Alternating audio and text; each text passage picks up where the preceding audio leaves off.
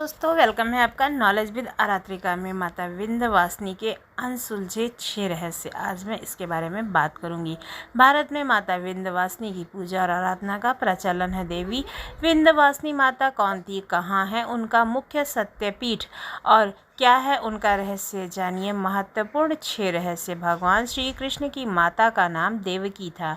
जब मथुरा के कारागार में देवकी के गर्भ में अष्टम पुत्र के रूप में भगवान श्री कृष्ण का जन्म हुआ तो उसी दौरान गोकुल में यशोदा मैया के यहाँ पुत्री का जन्म हुआ। वासुदेव जी बाल्य कृष्ण को लेकर के कारागार से निकलकर यमुना पार गोकुल पहुँचे और उन्होंने उसी रात को बाल कृष्ण को यशोदा मैया के पास सुला दिया और वे उनकी पुत्री को उठाकर ले आए। यह कार्य भगवान की माया से हुआ था। गर्भ पुराण के अनुसार भगवान कृष्ण की माँ देवकी के 7वें गर्भ को योग माया ने ही बदल कर रोहिणी के गर्भ में पहुंचाया था, जिससे बलराम जी का जन्म हुआ था। बाद में योग माया ने यशोदा के गर्भ से जन्म लिया था। दूसरा है, भगवान विष्णु की आज्ञा से माता योग माया ने ही यशोदा मैया के यहाँ पुत्री रूप में जन्म लिया। इसके बाद में नाम एकनशा रखा गया था उनका। कंस से बाल कृष्ण को बचाने के लिए ही योग माया ने जन्म लिया था। श्रीमद् भागवत पुराण की कथा के अनुसार देवी के 8वें गर्भ से जन्मे श्री कृष्ण को वासुदेव जी ने कंस से बचाने के लिए रातों रात यमुना नदी को पार गोकुल में नंद जी के घर पहुंचा दिया था तथा वहां यशोदा के गर्भ से पुत्री के रूप में जन्मी। भगवान की शक्ति योग माया को चुपचाप वे मथुरा के जेल में ले आए थे। कहते हैं कि योग माया ने यशोदा के गर्भ से जन्म लिया था। इसके जन्म के समय यशोदा गहरी निद्रा में थी और उन्होंने इस बालिका को नहीं देखा। जब आँख खुली तो उन्होंने अपने पास पुत्र को पाया जो कि श्री कृष्ण थे। बाद में जब कंस को देवकी की 8वीं संतान के जन्म का समाचार मिला तो वह कारागार में पहुँचे। उसे यह सुनकर आश्चर्य हुआ कि पुत्र की जनक कन्या का कैसे हुआ है जन्म।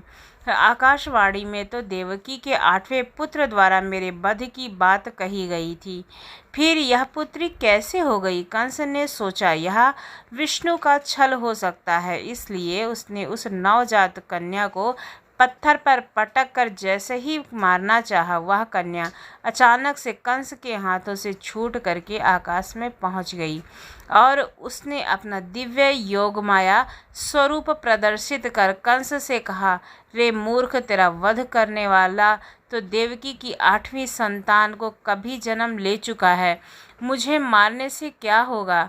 और चौथा है, बाद में देवताओं ने योग माया से कहा कि देवी, आपका इस धरती पर कार्य पूरा हो चुका है, तो अतः आप अब देवलोक चल करके हमें कृतार्थ करें। तब देवी ने कहा कि नहीं, जब मैं धरती पर ही भिन्न भिन्न रूप में रहूंगी तो भक्त मेरा जैसा ध्यान करेंगे, मैं उनके उस रूप को दर्शन दूंगी और मैं विंध्याचल में अपना निवास स्थान बनाऊंगी। अतः मेरी पहले स्थान की जब विंध्याचल में स्थापना करें। तब देवताओं ने देवी का विंध्याचल में एक शक्तिपीठ बना करके उनकी स्तुति की और देवी वहीं विराजमान हो गईं। श्रीमद् भागवत पुराण में देवी योग माया को ही विंध्यवासिनी कहा जाता है, जबकि शिव महापुराण में उन्हें सती का अंश बताया गया है। शिव पुराण अनुसार माता विंध्यवासिनी को सती माना गया है।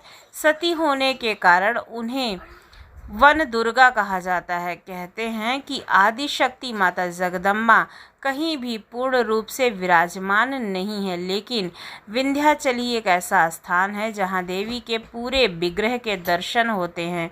शास्त्रों के अनुसार अन्य शक्तिपीठों में देवी के अलग अलग अंगों के प्रतीक के रूप में पूजा की जाती है। जहाँ पर देवी का जो अंग गिरा था उसी के रूप में वहाँ पर पूजा होती है, किंतु विंध्याचल में देवी के संपूर्ण रूप की पूजा की जाती है। मान्यता के अनुसार सृष्टि आरंभ होने से पूर्व और प्रलय के बाद भी क्षेत्र का अस्तित्व कभी समाप्त नहीं हो सकता है।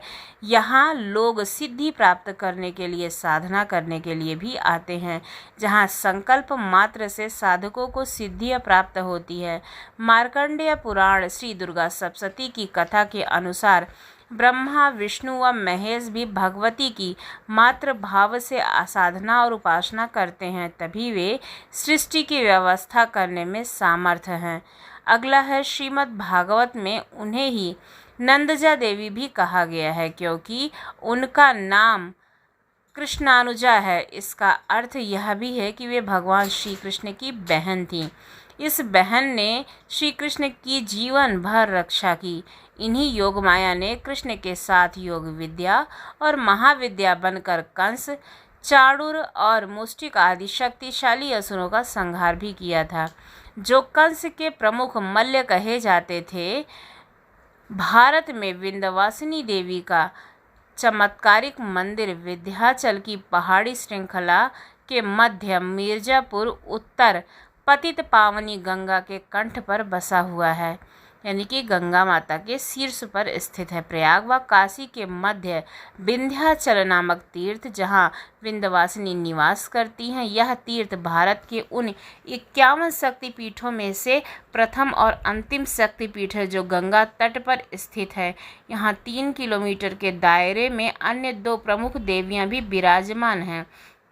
निकट ही कालीखो पहाड़ी पर महाकाली और अष्टभुजा पहाड़ी पर अष्टभुजी देवी के रूप में माता विराजमान हैं। हालांकि कुछ विद्वान इन 51 शक्तिपीठों में शामिल नहीं करते हैं इन्हें, लेकिन 108 शक्तिपीठों में ज़रूर इनका नाम आपको शामिल मिलेगा। तो आपको क्या लगता है कि माता विंध्यवासिनी को 108 शक्तिपीठों में रखना चाहिए या 51? कमेंट्स बॉक्स में कमेंट्स कर ज़रूर बताएं। धन्यवाद।